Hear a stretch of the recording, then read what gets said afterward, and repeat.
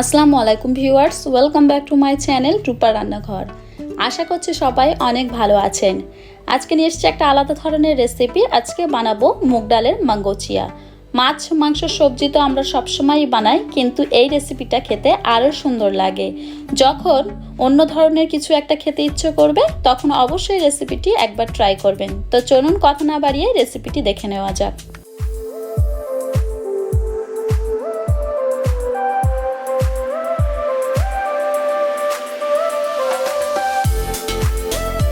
রেসিপিটি বানানোর জন্য আমি এখানে 150 গ্রাম মুগ ডাল নিয়েছি। মুগ ডালটাকে 5-6 ঘন্টা ভিজিয়ে নিয়েছি। আপনারা চাইলে ওভারনাইটও ভিজিয়ে নিতে পারেন। এবার মুগ ডালটাকে একটা পেস্ট বানিয়ে নেব। ভিজানো মুগ ডালটাকে পেস্ট করে নিয়েছি। আমি পুরো মিহি পেস্ট করিনি, একটু গোটা গোটা রেখে পেস্ট করেছি। এবার এই পেস্টের মধ্যে অ্যাড করছি 2 টেবিল চামচ পরিমাণ বেসন, দিয়ে দিচ্ছি 1 টেবিল চামচ পরিমাণ নর্মাল রেড চিলি পাউডার, আর দিয়ে দিচ্ছি 1 টেবিল চামচ পরিমাণ জিরে গুঁড়ো, 1 টেবিল চামচ পরিমাণ ধনে গুঁড়ো, 1/2 টেবিল চামচ পরিমাণ বেকিং সোডা, আর দিয়ে দিচ্ছি স্বাদ মতো লবণ, আর দিচ্ছি একটা মিডিয়াম সাইজের পেঁয়াজ চপড করা। এবার সবকিছু উপকরণ একটু ভালো করে মিশিয়ে নিচ্ছি। অবশ্যই এখানে একটু সময় ধরে গুঁড়ো মশলাগুলোকে নেড়েচেড়ে ডালের পেস্টের সঙ্গে মিশিয়ে একটা ব্যাটার তৈরি করে নেবেন। ভালো করে নেড়েচেড়ে নেওয়ার পরে সবশেষে এর মধ্যে অ্যাড করছি 1/2 টেবিল চামচ পরিমাণ গরম মশলা গুঁড়ো। গরম মশলা গুঁড়ো দিয়ে আবার একটু ভালো করে নেড়েচেড়ে নিচ্ছি। দেখতেই পাচ্ছেন ব্যাটারটা আমার সম্পূর্ণভাবে রেডি হয়ে গেছে। এবার ফ্রাই করব। একটা ফ্রাইং প্যানে নিয়েছি পরিমাণ মতো তেল। এবার হাতের সাহায্যে ব্যাটারটাকে এইভাবে একটু পাকোড়ার সাইজে দিয়ে দেব ফ্রাই করার জন্য। এখানে অবশ্যই কিন্তু একটু ফ্লেমটা মিডিয়ামে রাখবেন, কারণ হাই ফ্লেমে রাখলে ব্যাটারটা পুড়ে যাওয়ার একটা সম্ভাবনা থাকে। এক পিঠ একটু লাল লাল হয়ে গেলে আমি একটা চামচের সাহায্যে অপর পিঠটা লাল লাল করে ভাজার জন্য উল্টে দিচ্ছি।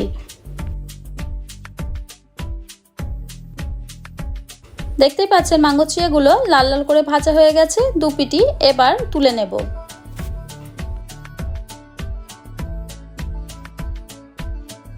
এবার একটা আলাদা পাত্রে দিয়ে দিচ্ছি স্বাদ মতো লবণ, দিয়ে দিচ্ছি 1/2 টেবিল চামচ পরিমাণ নর্মাল লঙ্কার গুঁড়ো, 1/2 টেবিল চামচ পরিমাণ হলুদের গুঁড়ো, 1 টেবিল চামচ পরিমাণ ধনে গুঁড়ো, 1 টেবিল চামচ পরিমাণ জিরে গুঁড়ো, 1/2 টেবিল চামচ পরিমাণ গরম মশলা গুঁড়ো, আর দিয়ে দিচ্ছি 1 টেবিল চামচ পরিমাণ কাশ্মীরি লঙ্কার গুঁড়ো।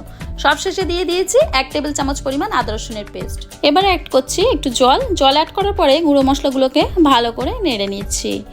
গুঁড়ো মশলাগুলোর মধ্যে আবারও অ্যাড করব একটু জল অ্যাড করার পরে নেড়েচেড়ে 5 মিনিটের জন্য রেস্টে রাখবো। এর ফলে কি হবে, গুঁড়ো মশলাগুলো ফুলে উঠবে এবং গ্রেভির মধ্যে একটা সুন্দর টেস্ট নিয়ে আসবে।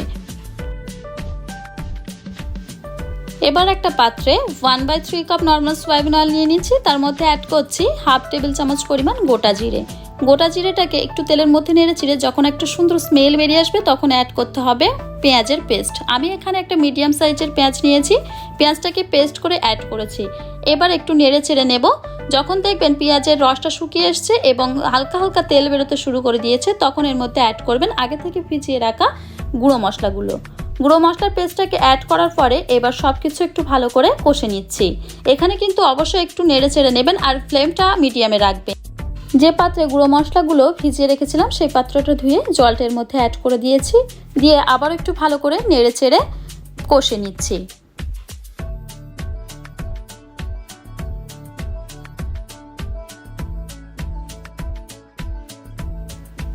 দেখতেই পাচ্ছেন মশলাটা অনেকটা ঘন হয়ে এসছে এবং তেল ছাড়া শুরু করে দিয়েছে।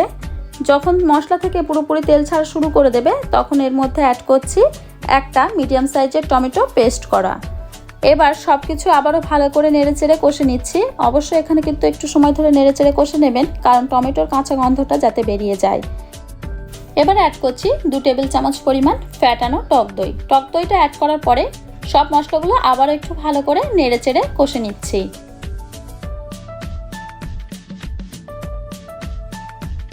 মশলাগুলো ভালো করে কষা হয়ে গেলে এর মধ্যে অ্যাড করছি 1 কাপ পরিমাণ জল অ্যাড করে মশলাগুলোকে ভালো করে নেড়েচেড়ে নিচ্ছি। ভালো করে নেড়েচেড়ে নেওয়ার পরে এর মধ্যে আবারও অ্যাড করব 1 কাপ পরিমাণ জল। এই গ্রেভিতে একটু জলের পরিমাণটা বেশি রাখতে হয়, না হলে যে mangochiya-গুলো আমরা ভেজে রেখেছি সেগুলো এই গ্রেভিটা অ্যাবজর্ব করবে এবং গ্রেভির পরিমাণটা অনেকটাই কমে আসবে। এবার 5-6 মিনিটের জন্য লো ফ্লেমে ঢাকা দিয়ে রাখবো। 5-6 মিনিট পরে গ্রেভিটা ভালো করে ফুটে উঠেছে এবং একটু ঘন হয়ে এসছে। এবার এর মধ্যে অ্যাড করছি আগে থেকে ভেজে রাখা মাঙ্গোচিয়াগুলো। এবার সবকিছু ভালো করে নেড়ে নিচ্ছি। নেড়ে নেওয়ার পরে ঢাকা দিয়ে 5 থেকে 6 মিনিটের জন্য মিডিয়াম ফ্লেমে গ্রেভিটাকে ফুটতে দেব। 5 থেকে 6 মিনিট পরে গ্রেভিটা অনেকটা ঘন হয়ে এসছে এবং মাঙ্গোচিয়াগুলো গ্রেভিটাকে অনেকটাই অ্যাবজর্ব করে নিয়েছে। এই অবস্থাতে নামিয়ে নেব, কারণ 10 থেকে 15 মিনিট রেস্টে রাখার পরে এই মাঙ্গোচিয়াগুলো গ্রেভিটাকে আরও অ্যাবজর্ব করবে এবং গ্রেভিটা অনেকটাই ঘন হয়ে আসবে। মুগ ডালের মাঙ্গোচিয়া পারফেক্টভাবে রেডি হয়ে গেছে।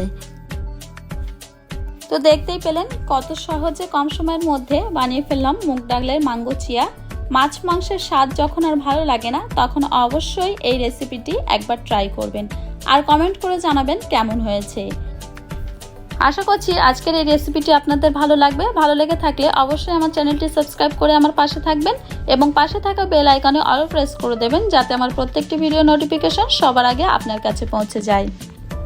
ফিরে আসছি নেক্সট এপিসোডে আবার একটা নতুন রেসিপি নিয়ে। ভালো থাকবেন, সুস্থ থাকবেন, দেখতে থাকুন রূপার রান্নাঘর।